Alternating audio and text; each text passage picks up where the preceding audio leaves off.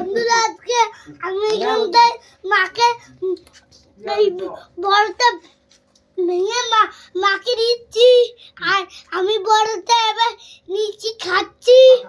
কই খাচ্ছ কই দেখি? ঠাকুমার কথা কও। ওই যে ঠাকুমা পিছনে কি খাচ্ছটা? বড়া কি বড়া কি বড়া? পেঁয়াজির বড়া।